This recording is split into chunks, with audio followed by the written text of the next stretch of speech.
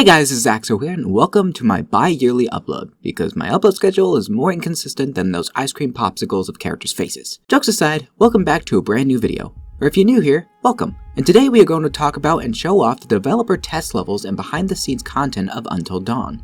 And since the movie is out in theaters right now, which I do want to see and make a video on one day, there's never been a more perfect time to show these off. Now, I'm not a game developer, nor do I know anything about making games, testing them, or even scripting them, but throughout the past few months, I've been slowly learning how to access certain scenes and free roam the camera of Unreal Engine games and the like, so I can showcase cool things in my favorite games that no one else can see. And my first two games I've been testing these out on are The Quarry and Until Dawn, and I've been slowly showing off the Quarry content on my second channel, where I post more smaller clips and shorts. So if you want a little taste of that, go check that out. But in the meantime, let me show off the developer test levels of Until Dawn, and in a future video, I'll show off the out of bounds content with a free roam camera. Now there will be spoilers for this game in this video, so be warned. First is a full open area showcase of the new movement they added in the game.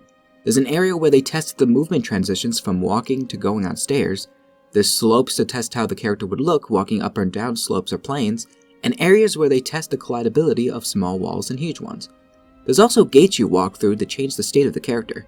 We have walking in water, walking while injured, the regular walk, a faster walk, a slow jog, and a fast jog. And lastly, we have a character changer that switches from Sam to Chris, probably to test the different animations of male and female models. And a little further away, there's also animation changes based off the character's emotions, whether they're scared or cold, and they change not only the animations, but the sounds too.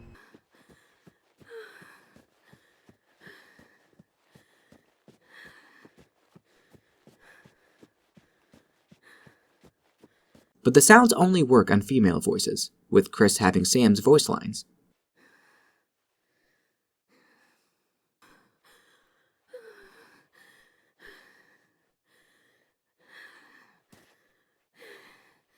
There's even an area where an uneven terrain is tested as well.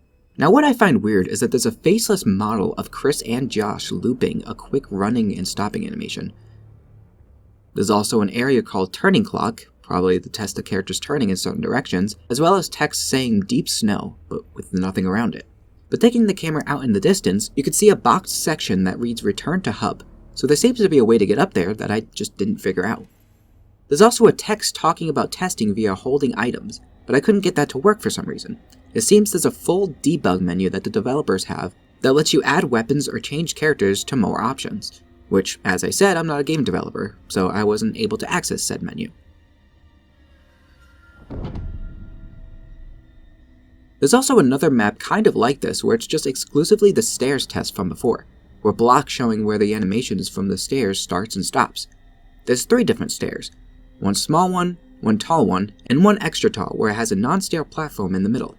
There's even an area where you could test the beam walk, but it seems like just regular walking animations rather than walking on a beam. Maybe I'm doing it wrong. Now there's no male to female character change, so this test is with Beth only, as will the majority of these tests, as she seems to be the default character for testing. Next map we play as Sam, and it's a test on all the don't move sequences, or as they call it, keep calm segments, with the animations, audio, and everything. Failing and passing them has no consequence, they just end the test.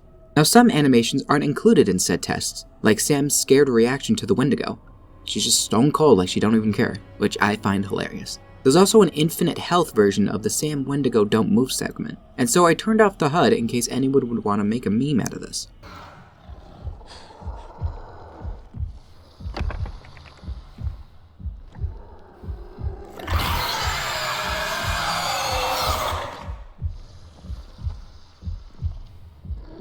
The developers mainly use this area for testing, so not only are there animations missing, but there's also unpolished animations here like teeth out of mouths or things clipping.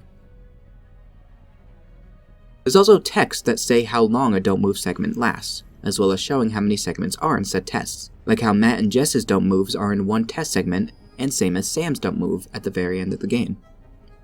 Now I tried to access the last one with Mike and Sam, but it seems to be the most unstable and unpolished version, with Sam disappearing and it crashing the game on multiple occasions.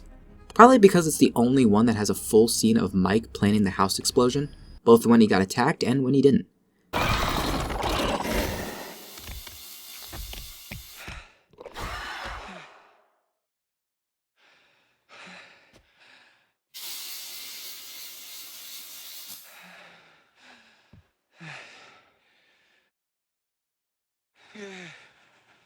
But other than that, there's not as much to this test level as the other one. It's just a basic plane to test these moments.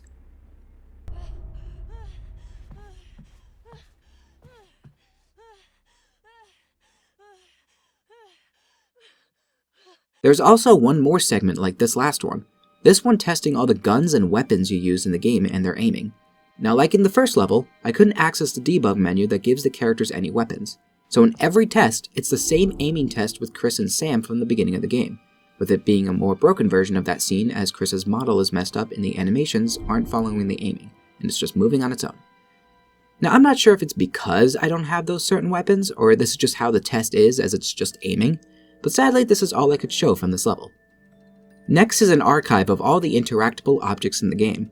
Now, there is no playable character for this level, so sadly all we can do is look around with the camera. But as you can see, they're organized by act, and it shows which character is best for said interaction. Some can be used by only certain characters, while others can be used by all characters of a certain gender. Now, there's objects all over the map, some below the plane of organization, and some above it, but they're all from a certain point in the game. Clues, doors, weapons, you name it. Now, I kinda wish I knew how to spawn a character in this so I could test all of these out, but this is the best I could do with my knowledge. So I hope it's still cool to see for you all. Oh, and there's also a red plane above with nothing on it, as well as a Wendigo, for some reason. Next is a collection of test environments they use for certain points in the game. First is inside the cabin Mike and Jess run into on Chapter 3. Now, there really isn't anything interesting in this, as it's basically the same cabin you play in the game, with all the interactables removed and a couple objects being gone like the couch, and you having nothing to do but walk around, but the next test environments are more interesting. This one is a test environment of the hanging shed we see Josh do his fake death in. Like the other one, all the interactables are gone, and you can't do much but walk around. But there are a few things of interest like these red blocks around this spot and the red hooks. And there's no outside, so there's just a dark void beyond that makes you infinitely fall. Next is more interesting, where it's a test environment of the sanatorium. Now, what's interesting about this one is that not only are there red boxes like the last one, but there are a lot missing from this map. The biggest problem being the ground. So I try to walk to any section and either hit a non-collidable floor or run into no floor at all and infinitely fall through. Now, I'm not sure how they tested this environment with it being in this state. Maybe they removed the floor after the test and left it at that, but it's a huge mess. There is a default sky texture in the back, so I thought that was pretty neat at least, but other than the silly red boxes and the floor being gone, it's still the same map as in the game, with even the basement completely loaded. There was also a ski station test map in the files, I'm assuming the test around the cable car, but attempting to access that one led to a crash every single time, so that one is sadly unavailable. Next is a test map called Winter Wonderland, and it consists of an environment where Beth is walking through the woods looking for Hannah in the prologue. Now, it's only a cubed area with a bunch of trees around it. I'm guessing to test the free camera changes they made to the remake, letting you look everywhere. There's also boxes of walls that prevent you from going any further, but looking with the camera shows there isn't much to look past it anyways. It's quite small, and the only audio you hear is the footsteps, but the map is still pretty cool and cozy. It makes you realize how peaceful walking through the lodge woods is when you're not being chased or looking for Hannah. Lastly, there were a few tiny test maps that just involve certain objects, like a phone, or whatever this is. But there's one that I found that interested me to no end, and this is a scene they never used in the game in Chapter 1. This lets you play as the flamethrower dude on his way to help Beth and Hannah. He has his own pause menu, his own breathing audio, and he's fully playable. My guess is they wanted to have a scene like this for the events of the past scene, but cut it. There's not much you can do besides walk around, but there is a section at the end where it plays him dousing the Machu Picchu Wendigo with fire in the end of the events of the past, but with no audio or music or sound effects.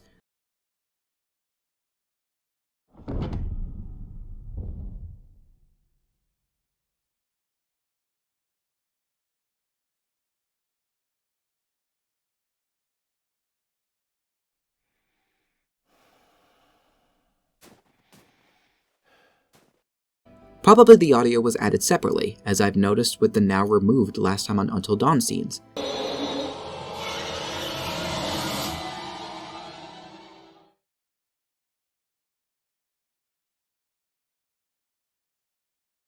Which are weirdly still in the game, with a new last time on scene being made.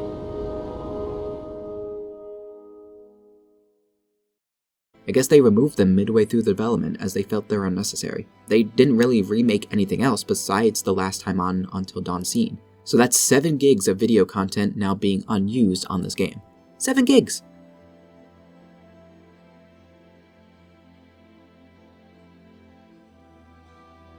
But anyways, that's all the test developer levels or cut levels that I can see in the game. There are a few test environments trapped in levels that are in the game, like this one from the Dr. Hill segments. But I will be exploring those and more in my future Out of Bounds discoveries from Until Dawn. So if you're interested in that, subscribe. But that's basically it for this video. Thank you so much for watching. Give a like on this video if you enjoyed the showcase. That'll influence me to make more content like this for other games. If today's your birthday, happy birthday. If you sneezed during this video, bless you. And I hope this video helped to make your day just a little bit better. That's all. See you, everybody.